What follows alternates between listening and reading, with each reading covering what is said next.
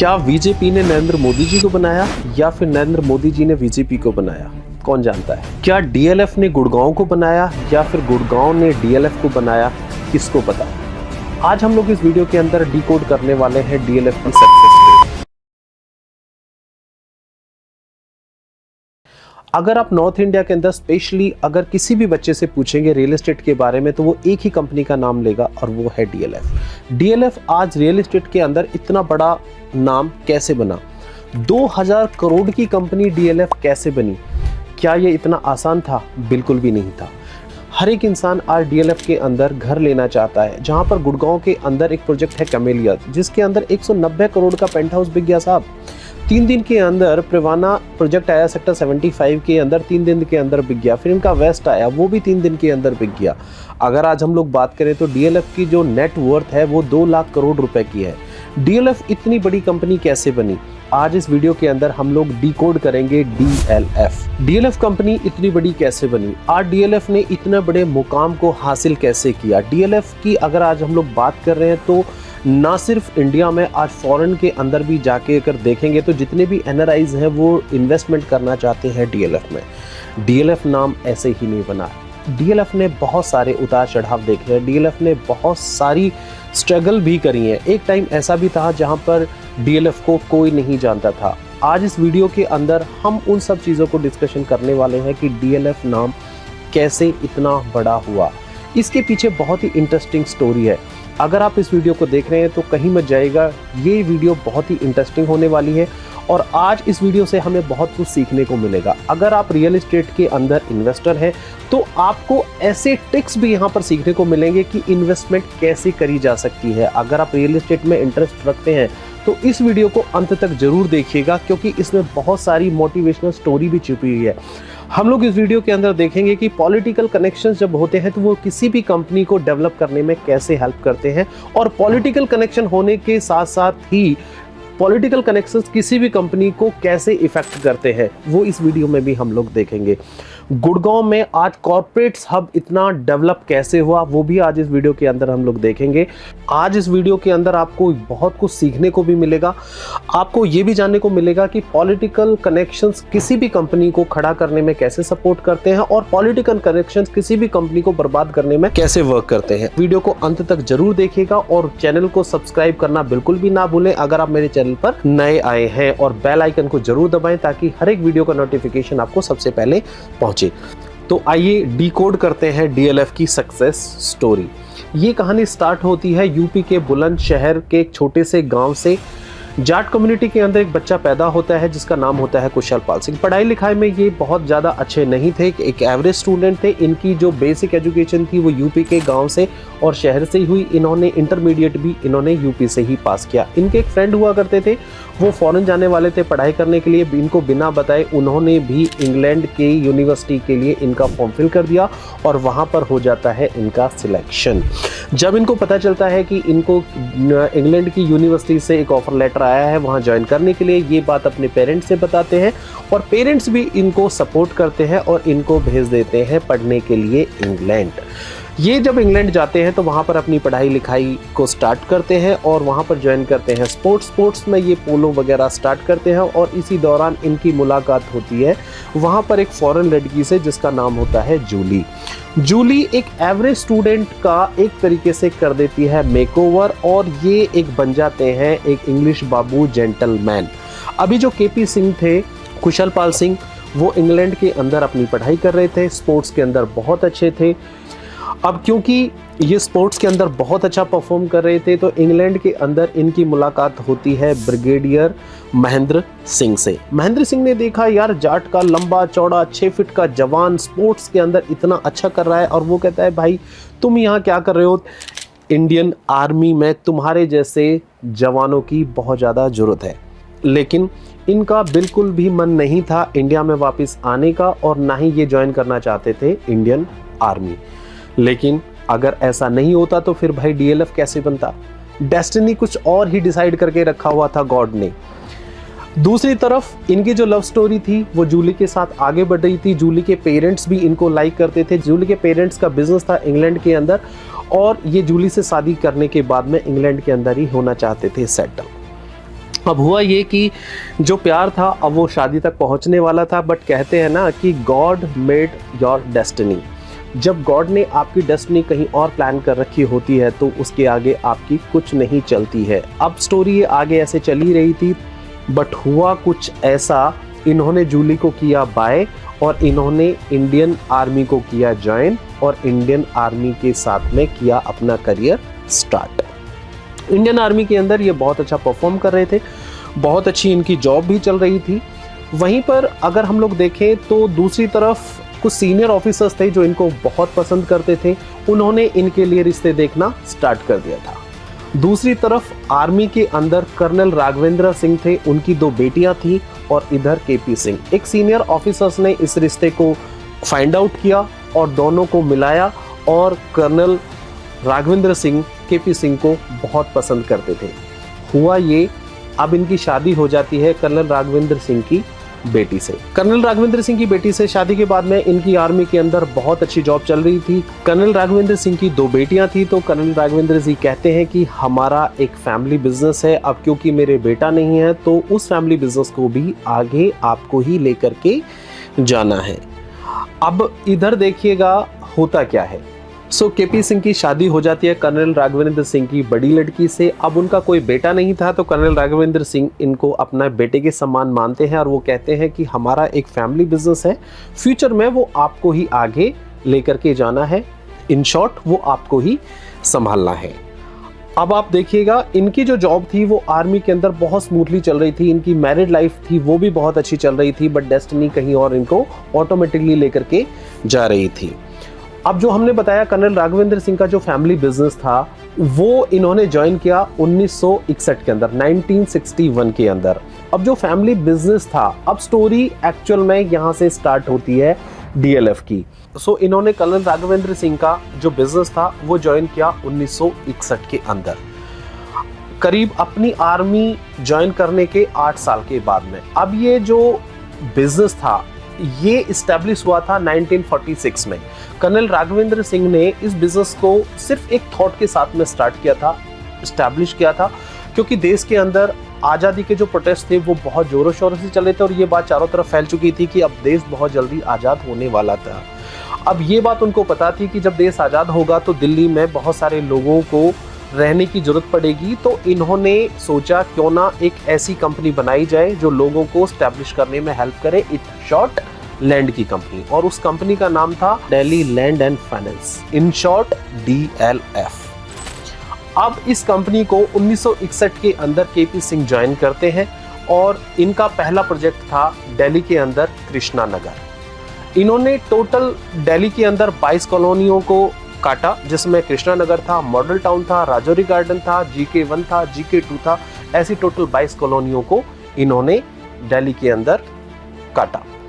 Total 22 कॉलोनियों को दिल्ली के अंदर इन्होंने डेवलप किया।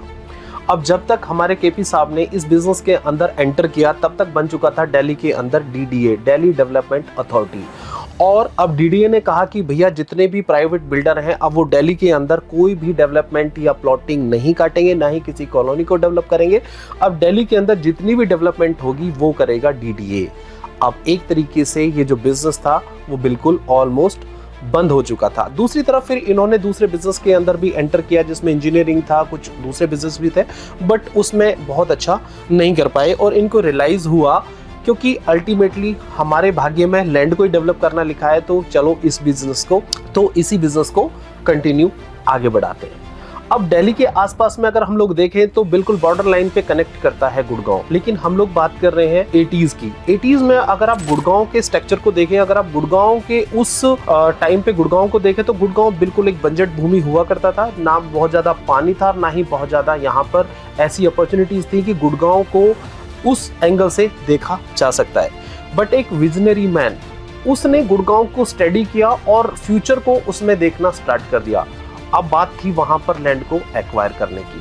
अब क्योंकि गुड़गांव के अंदर लैंड पार्शल बहुत ज्यादा बड़ा था और वो बिल्कुल कनेक्ट करता था गुड़गांव दिल्ली बॉर्डर लाइन से, तो ये हम लोग बात कर रहे हैं 1980s की। और 80s के अंदर देश के अंदर सरकार थी कांग्रेस की, इंदिरा गांधी उस टाइम की प्रधानमंत्री थी और बात चल रही थी इंदिरा गांधी इंटरनेशनल एयरपोर्ट को थोड़ा सा एक्सपेंड करने की। अब क्योंकि ये दिल्ली और गुड़गांव के बॉर्डर लाइन पर आता है, तो गुड़गांव की जो लैंड थी वो दिल्ली से सटी हुई थी, तो इनका विजन था क्योंकि गुड़गांव के अंदर अब लैंड को थोड़ा सा एक्वायर करना स्टार्ट किया जाता है। अब गुड़गांव का जो शहर है, आज जैसे हम लोग गुड़गांव शहर बोलते हैं, गुड़गांव के अंदर जो लैंड थी वो सबसे ज्यादा थी आपके गुड़गांव के किसानों की जो लैंड थी उसमें सबसे बड़ी कम्युनिटी थी जाट गुजर। अब ये जो कम्युनिटी ऐसी थी कि जहां पर कोई भी इंसान अपनी लैंड को बेचना नहीं चाहता था, क्योंकि ये पुश्तैनी जायदाद थी और हर एक किसान उस लैंड को अपनी माँ के रूप में देखता है और कोई भी इंसान इसको बेचना नहीं चाहता था। ये एक बहुत बड़ा चैलेंज था कि गुड़गांव के अंदर लैंड को एक्वायर कैसे किया जाए, लैंड को परचेज कैसे किया जाए। यहाँ पर केपी सिंह का जो पास्ट बैकग्राउंड था या पास्ट उनका जो एक्सपीरियंस रहा है वो यहाँ पर बहुत काम आया, क्योंकि केपी सिंह अब धीरे धीरे आर्मी के अंदर वो सारी चीजें भी सीख चुके थे कि कैसे सटीक तरीके से अपनी बात को रखा जा सकता है और कैसे लोगों से काम को निकलवाया जा सकता है। केपी सिंह ने गुड़गांव के अंदर अपने रिलेशंस को डेवलप करना स्टार्ट किया। अब क्योंकि ये जाट कम्युनिटी से बिलोंग करते थे, तो जाट जब एक किसी जाट फैमिली में जाता है तो एंटर रिलेट करना स्टार्ट किया, तो वहां पर इनके रिलेशन डेवलप होना स्टार्ट हुआ। कहीं भी अगर किसी शादी फंक्शन होता तो वहां पर भी इनका जाना हो गया। इन्होंने बहुत सारी हेल्प भी करी लोगों के। अगर किसी के बच्चे का स्कूल में एडमिशन करवाना था तब भी ये उसमें हेल्प कर रहे थे। किसी लड़की की शादी थी तो वहां पर भी कन्यादान देने में भी ये हेल्प कर रहे थे, कन्यादान दे रहे थे, लड़कियों की शादियां करा रहे थे। किसी को मेडिकल इमरजेंसी थी, केपी सिंह को लोग अप्रोच कर रहे थे। तो धीरे धीरे लोगों का विश्वास बढ़ना स्टार्ट हो गया। अब हुआ ये, अब इनको खरीदनी थी लैंड, तो इन्होंने लैंड खरीदना स्टार्ट किया। तो उस टाइम पे जो लैंड का रेट था वो हार्डली आपका 40,000 से 50,000 में 1 एकड़ आ जाता था। अब इन्होंने धीरे धीरे गुड़गांव के अंदर लैंड को एक्वायर करना स्टार्ट कर दिया। अब यहाँ से स्टोरी स्टार्ट होती है डीएलएफ की। अब केपी सिंह जो विजन के साथ में आगे बढ़ रहे थे, उन्होंने किसानों की जमीन को उसको खरीदना स्टार्ट कर दिया। अब वो धीरे धीरे किसानों की जमीन को परचेज कर रहे थे, लेकिन जब किसानों पैसा भी दे रहे थे, अब क्योंकि किसानों का इनके ऊपर भरोसा बढ़ चुका था, वो इनके ऊपर विश्वास करते थे, इनको पसंद करते थे, तो इन्होंने 10 एकड़ को गुड़गांव के अंदर परचेज किया। 10 एकड़ की जो भी पूंजी थी वो किसानों को दी और किसानों से एक बात पूछी कि आप इस पैसे को क्या करोगे, क्योंकि किसान एक भोला भाला इंसान होता है, उसको बहुत ज्यादा नॉलेज नहीं होती है। अब वो केपी सिंह पे भरोसा करते थे, तो उन्होंने कहा कि हमें नहीं पता कि हम इस पैसे का क्या करेंगे। तो केपी सिंह ने उनके सामने एक ऑफर रखा कि देखो, आपकी जमीन मैंने खरीदी है और ये आपके पास में जो भी पैसा आया है आप इस पैसे को वापस मुझे दे दो और इसका पर मंथ मैं आपको इंटरेस्ट रिटर्न देता रहूंगा।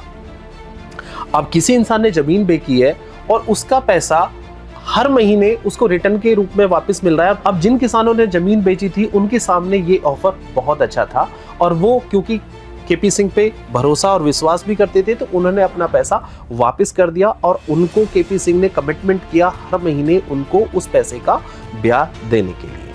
अब धीरे धीरे उन्होंने एक किसान की जमीन खरीदी और हर महीने उनका जो भी ब्याज बनता था उनको देना स्टार्ट किया। अब क्योंकि जो पैसा दिया वो वापस इनके पास में आ चुका था, उसी पैसे से इन्होंने दूसरे किसान की जमीन खरीदी और वो पैसा फिर इनके पास वापस आ गया और उसको हर महीने ब्याज देना स्टार्ट कर दिया। इसी तरीके से बिना पैसे इन्होंने गुड़गांव के अंदर 40 से 50 एकड़ लैंड को परचेज कर लिया। किस कारण से? सिर्फ एक रिलेशन और अपनी कमिटमेंट के आधार पर। किसान इनके ऊपर भरोसा करते थे। जब इन्होंने लैंड को एक्वायर कर लिया तो एक जीप आती थी गांव के अंदर।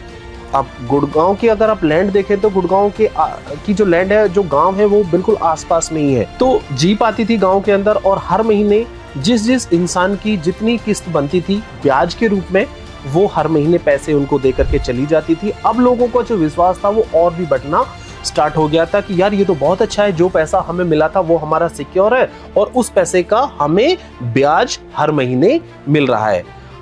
अब जो लोग जमीन नहीं भी बेचना चाहते थे वो लोग उस किसान को अप्रोच कर रहे थे कि भाई यहाँ पे कुछ होता तो है नहीं, ना पानी है, बंजर भूमि है, फसल भी अच्छी हो नहीं रही है, क्यों ना तुम अपनी जमीन को केपी सिंह को बेच दो और हर महीने तुम्हें एक किस्त आनी स्टार्ट हो जाएगी और जो तुम्हारा पैसा है वो सिक्योर है। इस आधार पर केपी सिंह ने अपने बिजनेस को एक्सपेंड करना स्टार्ट कर दिया एक लैंड एक्विजिशन के रूप में, और देखते ही देखते उन्होंने 1000 एकड़ से ज्यादा गुड़गांव के अंदर लैंड को बड़े आराम से एक्वायर कर लिया था। उस टाइम पे 80s की अगर मैं बात करूं तो 80s पर कांग्रेस की सरकार हुआ करती थी, हम लोग पहले भी बता चुके हैं। इंदिरा गांधी जी की सरकार थी उस टाइम पे, और किसी ने सोचा भी नहीं था कि गुड़गांव के अंदर एक इंसान इतना बड़ा लैंड पार्सल को एक्वायर कर लेगा। 80s के अंदर किसी ने सोचा भी नहीं होगा, गुड़गांव जहां पर जंगल हुआ करते थे, बंजर जमीन थी, किसी ने सोचा भी नहीं था कि यहाँ पर इतना बड़ा कॉर्पोरेट हब डेवलप होगा, यहाँ पर लोग रहने के लिए आएंगे। लेकिन एक विजनरी इंसान काम कर रहा था, वो धीरे धीरे बहुत बड़े एक लैंड पार्सल को गुड़गांव के अंदर एक्वायर कर चुका था। एक दिन हुआ क्या, एक चिलचिलाती गर्मियों के दिन में एक जीप आकर के रुकती है। कुछ किसान एक पेड़ के नीचे बैठे हुए थे और वो उनको बुला करके कहते हैं कि मैं रियल एस्टेट का बंदा हूँ और मुझे यहाँ पर कुछ डेवलपमेंट करनी है, मुझे इस जमीन के बारे में बताओ। अब क्योंकि जमीन को केपी सिंह एक्वायर कर चुके थे तो सभी का एक ही कहना था कि साहब अब ये जमीन हमारे पास में नहीं है, इस जमीन के जो ऑनर है वो है मिस्टर कुशल पाल सिंह, अगर जमीन लेनी है तो आपको उन्हीं से बात करनी पड़ेगी। अब ये बात केपी सिंह को पता चली और केपी सिंह मिलने जाते हैं राजीव गांधी से। उस टाइम पे राजीव गांधी देश के प्रधानमंत्री नहीं थे, प्रधानमंत्री उनकी माताजी थी इंदिरा गांधी जी। उन्होंने अपना पूरा प्लान समझाया, उन्होंने पूरा अपने विजन को उनके सामने रखा कि किस किस तरीके से मैं इस लैंड को डेवलप करना चाहता हूं, मुझे यहाँ पर क्या क्या बनाना है, और ये उनका प्लान राजीव गांधी जी को बहुत पसंद आया। राजीव गांधी जी ने कहा कि ठीक है, इसको डेवलप करने में हम आपकी मदद करेंगे। अब एक तरीके से उनके जो कनेक्शंस थे वो पॉलिटिकल कनेक्शंस एस्टैब्लिश होने स्टार्ट हो गए थे और कांग्रेस का सपोर्ट भी उनको मिलना स्टार्ट हो गया था। 20 अप्रैल 1981 को इनको पहला लाइसेंस मिलता है 40 एकड़ को डेवलपमेंट करने के लिए, जिसमें ये लोग प्लॉटिंग की कॉलोनी काटने वाले थे। 1981 से लेके 1983 तक इनको 1983 के अंदर दूसरा लाइसेंस मिला 556 एकड़ को डेवलप करने के लिए। अब इनका ये मानना था कि अभी तक हम लोग लैंड बेच रहे थे प्लॉट के रूप में, लेकिन अब हम लोग हाई राइज और मिड राइज को डेवलप करके सेल आउट करेंगे। अब आपको यहां तक समझ में आ रहा होगा यार, डीएलएफ की तो चांदी ही चांदी है यार, पहले 40 एकड़ की डेवलपमेंट का लाइसेंस मिला, दूसरा लाइसेंस इनको सीधा 556 एकड़ का मिला, तो अब क्या प्रॉब्लम है? ऐसा नहीं है साहब। अब इनकी जिंदगी में जो सबसे बड़ा ग्रहण लगने वाला था वो भी पॉलिटिकल की वजह से ही लगने वाला था। 1986 के अंदर सरकार आ चुकी थी हरियाणा के अंदर बंसीलाल जी की। अब बंसीलाल जी एक टाइम पे देश के डिफेंस मिनिस्टर रहे थे और 1986 के अंदर वो बने हरियाणा के चीफ मिनिस्टर। अब हुआ कुछ ऐसा था कि इनके जो रिलेशन अच्छे हुआ करते थे, एक टाइम पे बंसीलाल जी के साथ में इनके बहुत अच्छे रिलेशंस थे, उठना बैठना था, खाना पीना था, लेकिन हुआ कुछ ऐसा था कि इनके रिलेशन बहुत ही खराब हो गए और इतनी बिटरनेस आ गई कि जब हरियाणा के चीफ मिनिस्टर बने बंसीलाल जी, उन्होंने सबसे पहला काम डीएलएफ को डिस्ट्रॉय करने का किया। बंसीलाल जी ने डीएलएफ को अभी तक जितने भी लाइसेंस मिले हुए थे गुड़गांव में लैंड को डेवलप करने के लिए, वो सारे के सारे आते ही रद्द कर दिए। अब डीएलएफ के लिए एक तरफ से काम करना बहुत मुश्किल था, जब लाइसेंस बंद हो चुके थे, कैंसिल हो चुके थे, तो डीएलएफ काम कैसे कर पाएगा। रेगुलर न्यूज़पेपर्स में भी ऐड आ रही थी कि डीएलएफ के सारे लाइसेंस हैं वो कैंसिल हो चुके थे। अब कोई भी इंसान इस सिचुएशन में डीएलएफ पर ट्रस्ट नहीं कर रहा था। अब यहाँ से इनकी प्रॉब्लम कम नहीं बढ़ने वाली थी। अब जो लोग इस डीएलएफ के अंदर इन्वेस्टमेंट कर रहे थे या कर चुके थे, अब वो लोग डीएलएफ के ऑफिस में आकर के अपना पैसा वापस मांगने के लिए अपनी रिक्वेस्ट करने लगे। लेकिन केपी सिंह बड़े ही विजनरी आदमी थे, उन्होंने अपनी मैनेजमेंट को बुलाया और उनसे एक ही कहा कि अगर कोई भी व्यक्ति अपनी इन्वेस्टमेंट के अगेंस्ट जो भी उन्होंने प्लॉट लिया है उसको वो नहीं लेना चाहते हैं तो उनका पूरा पैसा उनको रिटर्न कर दिया जाए। जैसे जैसे लोग आने लगे, कंपनी उनको पैसा रिटर्न करने लगी और ना सिर्फ पैसा रिटर्न किया बल्कि विद इंटरेस्ट उनको पैसा रिटर्न करना स्टार्ट किया। अब धीरे धीरे कहते हैं ना कि योर वर्ड्स ट्रेवल, तो वो जो उनके शब्द थे, वो जो उन्होंने बोला था कि कंपनी ने कि कोई भी इंसान अगर रिटर्न लेना चाहता है तो वो ले जाए, ये बात पूरी मार्केट के अंदर फैल चुकी थी। अब जो फोबिया क्रिएट हो चुका था कि डीएलएफ में भरोसा नहीं करना, इन्वेस्टमेंट नहीं करना, वो दूसरी तरफ देखा जाए तो पॉजिटिव वे में जा रहा था। जो लोग रिटर्न मांगना भी चाह रहे थे, अब वो लोग भरोसा कर चुके थे कि नहीं यार, ये इंसान तो बढ़िया है, आपकी जो इन्वेस्टमेंट है वो सिक्योर है, उतार चढ़ाव आते रहते हैं, हम इन्हीं के साथ में जाते हैं। कुछ लोग इन्वेस्टमेंट के अगेंस्ट अपने रिटर्न वापस ले चुके थे, लेकिन अब 90% लोग शांत हो चुके थे। लेकिन यहाँ पर भी अब प्रॉब्लम नहीं रुकी थी, क्योंकि बंसीलाल जी हर तरीके से डीएलएफ को डिस्ट्रॉय करना चाहते थे। अलग अलग तरीके से इनके ऊपर दाव पेच करना स्टार्ट कर दिया। बहुत सारी प्रॉब्लम्स यहाँ पर आनी शुरू हुई। उधर 1984 के अंदर अब इंदिरा गांधी जी अनफॉर्चुनेटली उनका उनकी डेथ हो चुकी थी और अब प्राइम मिनिस्टर बन चुके थे राजीव गांधी जी। उस टाइम पे राजीव गांधी जी जनता दरबार लगाते थे जनता की, क्योंकि उस टाइम पे कम्युनिकेशंस के बहुत ज़्यादा साधन थे नहीं लोगों के बीच में जाने के लिए। सिर्फ या तो आपको खुद जाना पड़ता था या फिर कोई आपका व्यक्ति होता था जो उनकी बात आप तक पहुंचाता था। लेकिन राजीव गांधी जी बहुत ही ओपन माइंडेड थे और वो डायरेक्ट जनता से कनेक्टेड थे, तो वो अपना एक जनता दरबार लगाते थे। एक दिन उन्होंने बड़ा सरप्राइजिंग एक व्यक्ति को नोटिस किया। जनता दरबार में होता था कि जिस भी इंसान की जो भी प्रॉब्लम होती थी वो डायरेक्ट राजीव गांधी जी के सामने उस बात को रख सकता था। लाइन में उन्होंने एक व्यक्ति को खड़े हुए देखा और वो उस व्यक्ति को देख करके शॉक हो गए। वो कोई और नहीं थे, वो थे डीएलएफ के ऑनर मिस्टर केपी सिंह। उन्होंने अपना एक व्यक्ति बोला कि उनको आप अंदर लेकर के जाइए। वो व्यक्ति उनको वहां से बुला करके अंदर ले जाता है और राजीव गांधी जी उनसे पर्सनली आकर के मिलते, कहते आपको लाइन में लगने की क्या जरूरत है, मतलब आपको यहाँ पर आने की क्या जरूरत पड़े। केपी सिंह ने सारा हवाला दिया, बोला साहब हरियाणा के अंदर बंसीलाल जी की सरकार है और ये सब चल रहा है, ऑलमोस्ट कंपनी बंद होने की कगार पे आ चुकी है, अब समझ में नहीं आ रहा है कि करें क्या, आपकी थोड़ी सी मदद की जरूरत है। तो राजीव गांधी जी ने उन्हें आश्वासन दिया कि आप चिंता ना करें, हम आपकी हेल्प करते हैं और बात करते हैं। लेकिन बंसीलाल जी मानने वाले नहीं थे। लेकिन दूसरी तरफ की अगर स्टोरी हम लोग डीएलएफ की देखें तो 1983 के अंदर इनको 556 एकड़ का जो डेवलपमेंट का लाइसेंस मिला, तो इन्होंने अपना प्रोजेक्ट लॉन्च किया सिल्वर ऑक के नाम से। आज उस प्रोजेक्ट की वर्थ आप देखेंगे तो आप हैरान हो जाएंगे कि वो उस टाइम पे किस रेट पे लॉन्च हुआ था और आज इस प्रोजेक्ट की वर्थ क्या है। ऐसा नहीं था कि डीएलएफ ने अपना काम बंद कर दिया था, बट डीएलएफ परेशानियों के साथ में भी धीरे धीरे अपने साम्राज्य को आगे बढ़ाता हुआ जा रहा था। अब क्योंकि उसी दौरान में जयपुर हाईवे, जिसे हम लोग नेशनल हाईवे NH8 बोलते हैं, अभी 48 के नाम से हम उसे जानते हैं, जो जयपुर को दिल्ली से कनेक्ट होने वाला था, उस पर भी काम चल रहा था। और ये जब हाईवे बनके तैयार हो चुका था और तो इसकी जो डायरेक्ट कनेक्टिविटी थी वो गुड़गांव से दिल्ली को कनेक्ट करने वाली थी। तो हरियाणा के अंदर बंसीलाल जी की सरकार थी, उनको बिल्कुल बाखूबी पता था कि इस हाईवे से सबसे बड़ा जो बेनिफिट है वो डीएलएफ यानी केपी सिंह को ही मिलेगा। इस वजह से वो बहुत सारी अड़ंगियां डीएलएफ के सामने लेके आ रहे थे।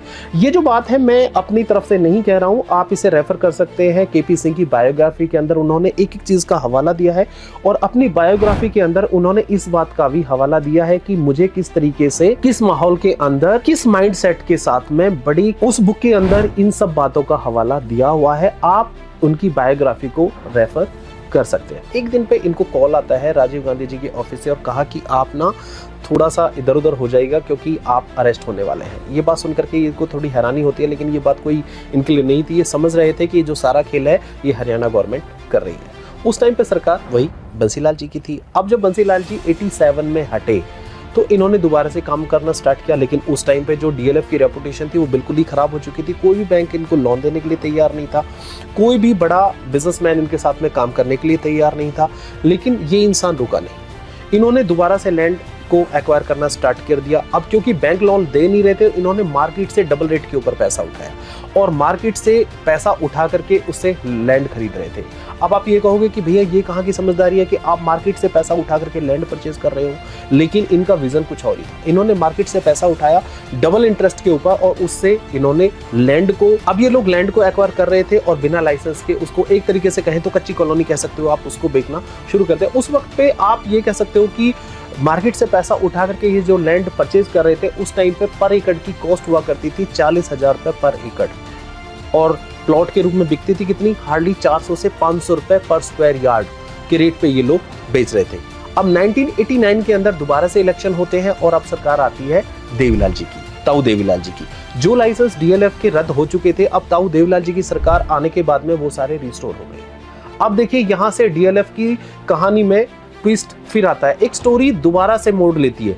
अभी जो लैंड 600 रुपए पर स्क्वायर बिक रही थी फ्रंट की, अब वही लैंड 2000 से 2500 रुपए पर स्क्वायर यार्ड बिकनी स्टार्ट हो गई आफ्टर लाइसेंस। लेकिन कहते हैं ना भैया, जिसके भाग्य में लिखा हो परेशान होना, उसको कहीं ना कहीं से परेशानी आ ही जाती है। कुछ दिनों बाद फिर इलेक्शन होते हैं और फिर सरकार बन जाती है आपकी बंसीलाल जी की। जो अभी NH8 का काम चल रहा था और बहुत जल्दी पूरा होकर के दिल्ली से कनेक्ट होने वाला था, सबसे पहले तो आके उसी को बंद करा दिया। क्योंकि उनको हम लोग पहले भी बता चुके कि सबसे बड़ा जो फायदा होने वाला था इस नेशनल हाईवे से, वो सबसे बड़ा फायदा होने वाला था जी अपने डीएलएफ को, केपी सिंह को। अब जब वो हाईवे रुका तो कहीं ना कहीं जो डीएलएफ की ग्रोथ थी वो भी रुक गई। सो फ्रेंड्स, जो डेस्टिनी होती है वो अपनी तरफ ऑटोमेटिकली लेके जा रही थी केपी सिंह को। अब वक्त ने करवट ली। अब बंसीलाल जी भी सीएम पद से हट चुके थे, उनके बेटे की डेथ हो चुकी थी। अब जो केपी सिंह और बंसीलाल जी के बीच में जो बिटरनेस थी वो धीरे धीरे कम हो रही थी। एक टाइम पे बंसीलाल जी ने माना कि हाँ, मैंने आपके साथ में गलत किया, मुझे ऐसा नहीं करना चाहिए था, मैं कुछ ज़्यादा ही पर्सनल हो चुका था। अब लेकिन केपी सिंह वो उनको माफ़ कर चुके थे। उन्होंने कहा इट्स ओके और वो इस बात को बोल के आगे बढ़ गए। अब 2003 के अंदर हरियाणा के अंदर सरकार आ चुकी थी ओम प्रकाश चौटाला जी की। अब देखिएगा यहाँ से डीएलएफ की कायाकल्प कैसे होती है और डीएलएफ अब बड़ी कंपनी कैसे बनने वाला है। 2003 के बाद में जब हरियाणा के अंदर सीएम थे ओम प्रकाश चौटाला जी को पता था कि केपी सिंह के साथ में क्या क्या हुआ है और केपी सिंह ने किस तरीके से गुड़गांव के अंदर डेवलपमेंट किया है, क्योंकि वो भी विजनरी थे। उनको पता था कि अब गुड़गांव हरियाणा का सबसे बड़ा एक डिस्ट्रिक्ट बन सकता है रेवेन्यू जनरेशन के लिए। अब वो भी एक तरीके से अब केपी सिंह को सपोर्ट करना चाहते थे। उनकी केपी सिंह के साथ में मुलाकात होती है और दोनों के बीच में बहुत गहन डिस्कशन होता है। करीब की उनकी 7 से 8 घंटे की मीटिंग होती है, जिसमें गुड़गांव की डेवलपमेंट को लेकर के दोनों, मतलब इधर से गवर्नमेंट, हरियाणा गवर्नमेंट और केपी सिंह एक प्लान को डिस्कशन करते हैं। तो केपी सिंह ने कहा कि ठीक है, क्योंकि चौटाला साहब का कहना था क्योंकि हरियाणा के अंदर गुड़गांव बिल्कुल दिल्ली देश की राजधानी से बाउंड्री लाइन शेयर करता है, इंटरनेशनल एयरपोर्ट बिल्कुल बगल में है, तो इसको हम लोग डेवलप करना चाहते हैं। इसके अंदर अब आईटी कंपनीज वगैरह को भी थोड़ा स्टैब्लिश करना चाहते हैं। तो वहां पर पहुंचती है डीएलएफ और डीएलएफ कहती है केपी सिंह, डीएलएफ बोले तो केपी सिंह कहते हैं कि हम इस काम को करेंगे। अब क्योंकि डीएलएफ का अपना एक पहले से एक विजन था गुड़गांव को लेकर के, तो उनके लिए ये बहुत बड़ा मुश्किल काम नहीं था। चौटाला जी के साथ में मुलाकात करने के बाद में केपी सिंह ने कुछ अपने प्लान्स को उनके साथ में शेयर किया और वो प्लान्स हरियाणा सरकार को बहुत पसंद आने वाले हैं। अब डेवलप होने वाला था यहाँ से गुड़गांव का साइबर सिटी, जिसे हम लोग मिलेनियम सिटी भी बोलते हैं। 1.3 मिलियन स्क्वायर फीट एरिया अब यहाँ पर डेवलप होने वाला था, जिसे डेवलप किया डीएलएफ ने। अब यहाँ पर क्योंकि डीएलएफ सिर्फ बिल्डिंगें नहीं बना रहा था, डीएलएफ का विजन कुछ और भी था। अब उन्होंने सोचा कि ना सिर्फ हम लोग हाई राइज बिल्डिंग बनाएंगे, लो राइज डेवलपमेंट करेंगे, प्लॉट्स की डेवलपमेंट करेंगे, अब गुड़गांव के अंदर क्यों ना कॉर्पोरेट्स को लेकर के आया जाए। अब यहाँ से हम लोग दूसरे चैप्टर की तरफ चलते हैं कि गुड़गांव कैसे बना और गुड़गांव के अंदर डीएलएफ का क्या कॉन्ट्रीब्यूशन था। अब केपी सिंह का विजन था कि अगर किसी भी सिटी को डेवलप करना है या वहां पर बहुत ज्यादा एक डेवलपमेंट बहुत फास्ट लेकर के आनी है, तो वहां पर कॉर्पोरेट्स का आना बहुत जरूरी है। अब क्योंकि उस टाइम पे हमारे इंडिया की इमेज ऐसी थी, कोई भी फॉरेन इन्वेस्टर इंडिया के अंदर इन्वेस्टमेंट करना नहीं चाहता था, क्योंकि सबका ऐसा मानना था कि इंडिया के अंदर जो मैनेजमेंट पावर है वो मिसमैनेजमेंट है और वहाँ पर कोई भी जो काम है वो बहुत ज़्यादा जल्दी, मतलब यूँ भी कह सकते हैं कि बहुत जल्दी नहीं होता है। ये एक परसेप्शन बना हुआ था। एक अगर हम लोग इसको देखा भी जाए तो हमारी गवर्नमेंट ने कुछ इसी तरीके से कुछ इमेज भी बनाई हुई थी, लेकिन केपी सिंह इस इमेज को बदलना चाहते थे। उस टाइम पे जो वर्ल्ड का सबसे बड़ा कॉर्पोरेट हुआ करता था, उनका विजन था क्यों ना गुड़गांव के अंदर, इवन मतलब इंडिया के अंदर उसको लेकर के आए, और इंडिया नहीं बोले तो गुड़गांव के अंदर लेकर के आए, ताकि गुड़गांव की जो कायाकल्प हो जाए, वो उनका विजन था। अब उस टाइम पे जो वर्ल्ड का सबसे बड़ा जो कॉर्पोरेट था वो था जीई कंपनी, और जिसके सीईओ थे जैकविल को केपी सिंह ने इनवाइट किया इंडिया के अंदर और कहा कि यार बॉस, ऐसा नहीं है कि आप कहते हो कि इंडिया के अंदर काम नहीं होता है, आप आइए, हम आपको दिखाते हैं इंडिया का एक दूसरा रूप। जैकविल इंडिया के अंदर आते हैं, उनका बिल्कुल राजा की तरह भव्य बहुत ही वेलकम होता है। उनको इंडिया के अंदर 5 स्टार होटल के स्वीट्स में रोका जाता है, उनको जयपुर, जोधपुर, राजस्थान दिखाया जाता है, उनके लिए एक आतिशबाजी शो अरेंज किया जाता है और उनके सामने इंडिया की तस्वीर बिल्कुल ही एक अलग तरीके से रखी जाती है, जिसे देख करके जैकविल बिल्कुल हैरान हो जाते हैं। और अब उनके सामने इंडिया की एक दूसरी तस्वीर थी। वो इस अपनी मेहमान नवाजी से बहुत ज़्यादा खुश थे और वो अब मिलना चाहते थे हमारे इंडिया के, हमारे दिल्ली एनसीआर के बिजनेसमैन से। केपी सिंह ने कहा बिल्कुल मिलवाता हूँ आपको, बताइए किससे मिलना चाहते हैं आप। बस यही वो टाइम था जिसका बहुत दिनों से इंतजार कर रहे थे केपी सिंह। उन्होंने एक पूरे दिन को शेड्यूल किया, 10 बजे इसके साथ में मीटिंग है, 11 बजे इसके साथ में मीटिंग है, 12 बजे इसके साथ में मीटिंग। केपी सिंह ने एक और प्रेजेंटेशन का अरेंजमेंट किया। उस प्रेजेंटेशन के अंदर एक नया लड़का प्रेजेंटेशन देने के लिए आता है और उस लड़के का नाम था अजीम प्रेम, विप्रो के ऑनर। उस प्रेजेंटेशन को देख के जैक वेल साहब बहुत ही इन्फ्लुएंस होते हैं, बहुत ही प्रभावित होते हैं कि बॉस काम तो होता है इंडिया के अंदर, और वो कहते हैं कि यार आप लोग तो आप काम कर रहे हैं, क्यों ना आप एक डिवीजन को आप हैंडल करें इंडिया से। वो डिवीजन स्टार्ट होने वाला था गुड़गांव के अंदर बीपीओ के रूप में। फाइनली केपी सिंह का वो सपना पूरा होने वाला था जो केपी सिंह ने कॉर्पोरेट के रूप में गुड़गांव को देखा था। शाम को 3 बजे इसके साथ में मीटिंग है और 4 बजे आपको देश के प्रधानमंत्री के साथ में मीटिंग फिक्स कर। अब क्योंकि कांग्रेस के साथ में इनके बहुत अच्छे रिलेशन थे तो बहुत आसानी से राजीव गांधी जी के साथ में मुलाकात करा देते हैं मिस्टर जैक वेल की, क्योंकि राजीव गांधी जी बहुत विजनरी थे। वो भी चाहते थे कि इंडिया के अंदर फॉरेन इन्वेस्टमेंट आए। राजीव गांधी जी की मुलाकात करने के बाद में जैक वेल साहब जब वापस अपने कंट्री जाते हैं तो बहुत इंप्रेस थे, और हमारे इंडिया के अंदर फिर पहली इन्वेस्टमेंट आती है और हमारे फाइनली गुड़गांव के अंदर पहली फॉरेन इन्वेस्टमेंट आती है जी कंपनी के साथ में बीपीओ के रूप में। अब बीपीओ कल्चर स्टार्ट होने वाला था गुड़गांव के अंदर। अब गुड़गांव के अंदर वो सब होने वाला था जो, और अब गुड़गांव के अंदर बीपीओज का कल्चर आने वाला था। जब एक कॉर्पोरेट गुड़गांव के अंदर जी के रूप में आया और विप्रो ने उसको हैंडल करना स्टार्ट किया, और जब ये काम इतना बढ़ गया तो जी ही कंपनी ने, अब गुड़गांव के अंदर बीपीओ कल्चर आ चुका था और विप्रो हैंडल कर रहा था जी का बीपीओ। अब जब ये काम इतना बढ़ गया तो जी कंपनी ने डिसीजन लिया गुड़गांव के अंदर क्यों ना एक अलग से ही कंपनी बना दी जाए, इस डिवीजन को अब कंपनी में कन्वर्ट कर दिया जाए। अब एक छोटा सा बीपीओ का डिवीजन एक नई बड़ी कंपनी का रूप लेने वाला था और उस कंपनी का नाम था जेनपैक्ट। अब जेनपैक्ट एक नई कंपनी बन चुका था गुड़गांव के अंदर। वो कहते हैं ना, बस एक क्रैक की जरूरत थी और वो क्रैक हुआ जी के रूप में। जब एक फॉरेन इन्वेस्टमेंट गुड़गांव के अंदर आई, अब उसके साथ साथ में बहुत सारी फॉरेन इन्वेस्टमेंट आनी स्टार्ट हो चुकी थी।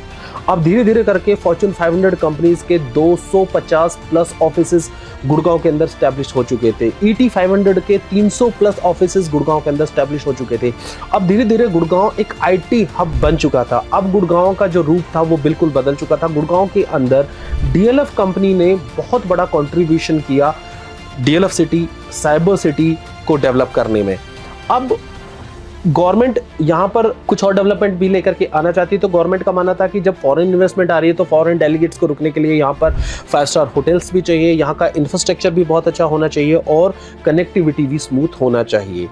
दिल्ली से अब गुड़गांव को एडवांटेज मिला IGI एयरपोर्ट का, क्योंकि फॉरेन इन्वेस्टमेंट सबसे पहले, फॉरेन कोई भी इन्वेस्टमेंट आती है तो फॉरेनर ये देखते हैं कि एयरपोर्ट से कनेक्टिविटी कितनी दूरी पर है और यहाँ पर हमें इन्वेस्टमेंट करने का फ्यूचर बेनिफिट्स क्या मिलेगा, और इसका एडवांटेज हरियाणा ने और केपी सिंह ने पूरा भर भर के फॉरेन इन्वेस्टर्स को दिया। दूसरी तरफ हम लोग DLF की बात करें तो DLF ने कंट्रीब्यूशन दिया हरियाणा में गुड़गांव को डेवलपमेंट करने में साइबर सिटी के रूप में। साइबर सिटी जब बन करके तैयार हो चुका था तो यहाँ पर सिर्फ लोग इन्वेस्टमेंट करने के लिए नहीं, फॉरेन में अब इंडिया को अब दूसरे एंगल से देखना स्टार्ट कर रहे थे लोग। अब इंडिया वो इंडिया नहीं था जो लोग पहले मानते थे कि इंडिया में काम नहीं होता, इंफ्रास्ट्रक्चर अच्छा नहीं है और वहाँ की एम्प्लॉयमेंट जो अच्छा नहीं है, या फिर वहां पर इन्वेस्टमेंट करने का कोई बेनिफिट नहीं होगा। अब ये सारी जितनी भी धारणाएं थी वो सारी बदल चुकी थी। अब बहुत सारे देश के जो इन्वेस्टर्स थे, फॉरेन कंट्री के जो इन्वेस्टर थे, वो गुड़गांव हरियाणा के अंदर इन्वेस्टमेंट करना चाहते हैं और धीरे धीरे बहुत सारी कंपनी गुड़गांव के अंदर अब आ रही थी। DLF ने साइबर सिटी को डेवलपमेंट करने के साथ साथ में साइबर हब को डेवलप किया और गोल्फ कोर्स रोड को डेवलप करने में DLF का बहुत बड़ा हाथ है। अगर हम लोग बात करें कि बिल्डर एक प्रोजेक्ट को डेवलप करते हैं, मैं ये कहूँगा कि DLF ने एक सिटी को डेवलप किया, 3000 एकड़ को डेवलप किया। अगर हम लोग बात करें तो उस टाइम पे इस 3000 एकड़ की जो वर्थ थी 50,000 करोड़ रुपए थी। जहां पर अगर बात करें तो एक सिटी को डेवलप किया जा सकता है, तो ये DLF ने ना सिर्फ एक, अब DLF अपनी ऊंचाइयों को पार करता हुआ जा रहा था। DLF के जो प्रोजेक्ट थे वो आइकॉनिक बनते क्यों जा रहे थे, उसके पीछे भी एक रीजन है, क्योंकि DLF ने अपने प्रोजेक्ट को डेवलप करने के लिए बहुत बड़े कॉन्ट्रैक्टर को हायर किया और उस कॉन्ट्रैक्टर का नाम था हफीज जो कॉन्ट्रैक्ट था उसको, मतलब अगर देखा जाए तो वर्ल्ड वाइड रिकॉग्नाइजेशन है। उनके जो डिजाइन्स बनाए जाते हैं, उनके द्वारा जो बिल्डिंगें बनाई जाती है, उनको वर्ल्ड रिकॉग्नाइजेशन मिला हुआ था। तो केपी सिंह को ये भली भांति पता था कि अगर गुड़गांव के अंदर प्रोजेक्ट्स को डेवलप करना है या कराना है तो वो हफीज के साथ ही करना है। जहां पर दूसरे बिल्डर किसी भी टेक्नोलॉजी को हायर करने के लिए बहुत सारे अड़ंगे लगाते थे, बजट नहीं है, फाइनेंस नहीं है, सस्ते से काम चला लो, ऑप्शन ढूंढ लो, ऑल्टरनेटिव ढूंढ लो। वहाँ पर ये अगर हम लोग बात करें तो ये खुद हाफिज साहब ने कहा है कि मुझे DLF के साथ काम करने में मुझे बहुत मज़ा आया, क्योंकि मुझे कभी भी उन सब चीज़ों को फेस करना नहीं पड़ा। जहाँ पर अगर कोई भी चीज़ मैंने सजेस्ट करी है, चाहे वो टेक्नोलॉजी की हो, चाहे वो प्रोजेक्ट के अंदर यूज़ होने वाला मटेरियल हो, चाहे उस प्रोजेक्ट के अंदर उसकी ड्यूरेबिलिटी, उसके अंदर क्या बेस्ट टू बेस्ट किया जा सकता है, वो सब उसके लिए हमेशा ओके साइन मिलता था। कभी भी कोई प्रॉब्लम मुझे नहीं आई। यही एक कारण है कि आज भी DLF के किसी भी प्रोजेक्ट को आप देखोगे तो उसकी मेंटेनेंस आपको एज इट इज़ मिलेगी, उसकी जो प्रोजेक्ट की क्वालिटी है वो हमेशा बेहतरीन आपको मिलेगी। और DLF जहाँ भी अपने प्रोजेक्ट लेकर के आया है, DLF की खासियत रही है कि वो सिर्फ ना अपने प्रोजेक्ट को डेवलप कर रहा है, उस सराउंडिंग का जितना भी एरिया होता है DLF उसको भी डेवलप करना स्टार्ट कर देता है। और आपने ये नोटिस भी किया होगा कि DLF की प्रेजेंस आपको उस एरिया से ही आनी स्टार्ट हो जाती है कि यहाँ पर DLF है, ये आपने नोटिस किया होगा। तो उम्मीद करता हूँ ये वीडियो आपको पसंद आई होगी, क्योंकि इसमें एक मोटिवेशन भी छुपा हुआ है कि इतनी सारी परेशानियों को झेलने के बावजूद भी DLF इस मुकाम तक पहुंचा। बाद में उनको बहुत सारे अवार्ड्स भी मिले और आज DLF ना सिर्फ नॉर्थ इंडिया की बल्कि इंडिया की नंबर 1 कंपनी भी है। और हर इंसान DLF के अंदर अपना घर लेना चाहता है। इवन लोगों का सपना है कि DLF के अंदर वो अपना घर लें। अगर वीडियो आपको पसंद आई है तो आप मेरे चैनल को सब्सक्राइब करें, इस वीडियो को लाइक करें और शेयर करें।